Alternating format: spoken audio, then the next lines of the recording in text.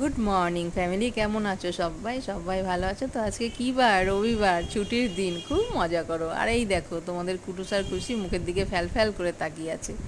আর কি, আমাদেরকে খেতে দাও। বাইরের থেকে এরা একদম কান মাথা ঝালাপালা করে দিচ্ছে, দরজা খোলার অপেক্ষা। সবাইকে খেতে দিয়ে দিয়েছি, এটাই তো আমার রোজকার কাজ, আর আমার তোমাদের সাথে শেয়ার করাটাও রোজকার কাজ। আর সহ্যে আমি চলে আসলাম সবজি কাটতে। ফ্রিজে না অনেক দিন ধরে পড়ে পড়ে পড়ছিল সবজিগুলো, কিছু একটা করো, কিছু একটা করবো এরকম ভেবে ভেবে আজকে ভাবলাম যে খিচুড়ি আর লাবড়া করব। হাজব্যান্ডকে বললাম একটু কাটোয়ার ডাঁটা, মূলো আর কুমড়ো এনো, সে আর মূলো পায়নি। আর এই দেখো তোমাদের কুটুসবাবু ঘাস খায়, ছাতু খায়, কলমি শাক খায়, আবার নোটে শাকের ডাঁটাটাও খাচ্ছে।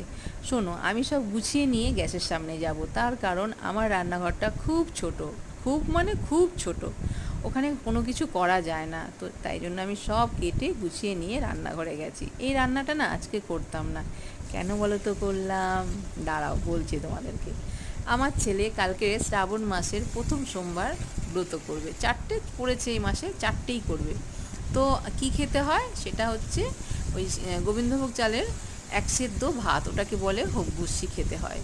কিন্তু দেখলাম ও থাকতে পারবে না, ও সকালবেলা উঠে ছাতু খায়, বেলায় ভাত খায়, দুপুরবেলা ফল খায়, বিকেলবেলা চাউমিন বা ম্যাগি কিছু খায়, রাত্রেবেলা রুটি খায়, এতবার যে খায় সে কী করে একবার হব্বুসি খেয়ে থাকবে?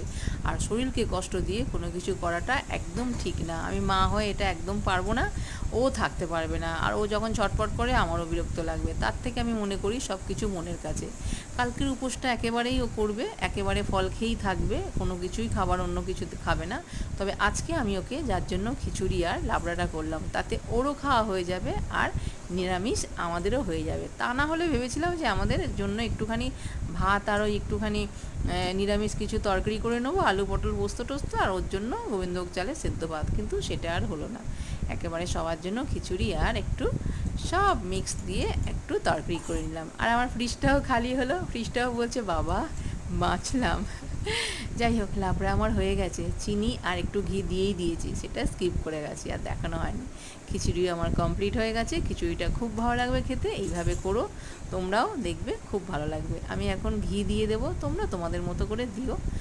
আর একটুখানি চিনি আমি আগেই দিয়ে দিয়েছি, খিচুড়ি আবার একটু মিষ্টি মিষ্টি না হলে না ভালো লাগে না। তবে শোনো, এখন আমার খুব খিদে পেয়ে গেছে, আর আমি না মাঝখানে গিয়ে বৃষ্টিতে ভিজেও এসেছি। ঠিক আছে, আমি হাঁড়ি কড়া সব নিয়ে চলে এসেছি, যা ভাবো ভাববে। আজকে তোমাদের স্পেশাল কিছু আর সাজিয়ে গুছিয়ে আমি দিলাম না। এখন আমি খেতে বসবো, একটু পাঁপড়ও ভাজা হয়ে গেছে। ভালো লাগলে অবশ্যই একটা লাইক, শেয়ার ও কমেন্ট করে পাশে থেকেও সাবস্ক্রাইব করতে ভুলো না। আজ তাহলে আসি, টাটা।